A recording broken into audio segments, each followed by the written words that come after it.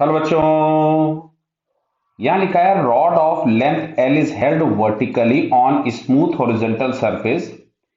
The top end of the rod is given a gentle push at the certain instant of time when the rod makes an angle 37 degree with the horizontal. The velocity of the center of mass of the rod is 2 meter per second. The velocity of the end of the rod contact with the surface at this instant is. तो समझो इधर सबसे पहले क्या चीज है। सबसे पहले दिया गया है सरफेस इज स्मूथ। सरफेस अगर स्मूथ है, जो रॉड का सेंटर ऑफ मास होगा वो वर्टिकली डाउनवर्ड आएगा, उसका हॉरिजॉन्टल में कोई भी मोशन, कोई भी डिस्प्लेसमेंट नहीं होगा।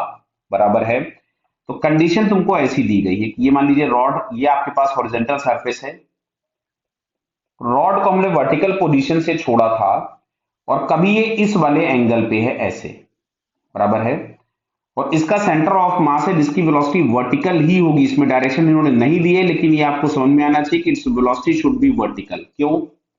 क्योंकि हॉरिजॉन्टल सरफेस स्मूथ है, तो हॉरिजॉन्टल डायरेक्शन में कोई फोर्स नहीं, तो सेंटर ऑफ मास पे केवल वर्टिकल में फोर्सेस है, तो वर्टिकल में ही वेलोसिटी आएगी। ये एंगल दिया है 37। अब यहां कहीं पे आपके पास इस वाले पॉइंट की वेलोसिटी कुछ भी वी मान ली हम लोगों ने। क्लियर है? इसी पॉइंट की वेलोसिटी आपसे पूछी है। अब ये देखो पर्टिकुलर कंसेप्ट है क्वेश्चन जो हम लोगों को इंस्टेंटेनियस एक्सिस ऑफ रोटेशन से करना पड़ेगा। तो इंस्टेंटेनियस एक्सिस ऑफ रोटेशन हम निकालते कैसे हैं, तो समझ लीजिए बात।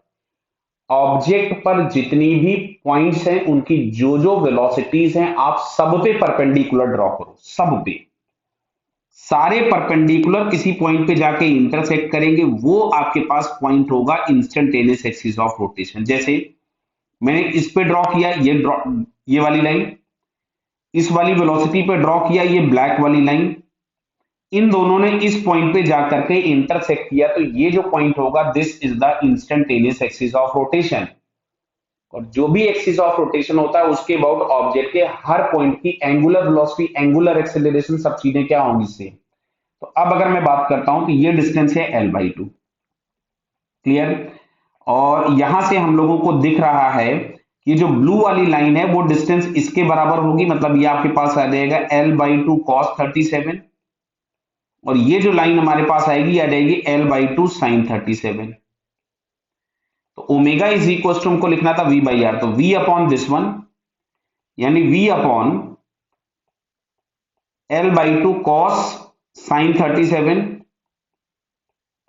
ये 37 है, ये sin 37 is equal to 2 upon perpendicular distance, तो परपेंडिकुलर डिस्टेंस इस पे आ रही है L/2 cos 37। L/2 तो कैंसिल कर दिया, तो यहां से फाइनली अगर हम लोग लिखेंगे तो हमको मिल रहा है V is equal to 2 into tan 37। भाई समझ में आ रहा है ना? साइन 37 उधर चला जाएगा, साइन अपॉन कॉस, और टेन 37 होता है हम लोगों के पास 3/4। तो फाइनली हमारे पास यहां से मिल रहा है 3/2 मीटर पर सेकेंड। तो 3/2 मीटर पर सेकेंड मतलब 1.5, जो कि हम लोगों को फोर्थ ऑप्शन में दिया है। लिख सकते हो ना इसको 1.5 मीटर पर सेकेंड, तो फोर्थ ऑप्शन में दिया है, so it's fourth answer is correct. Clear बेटा? Okay, all the best.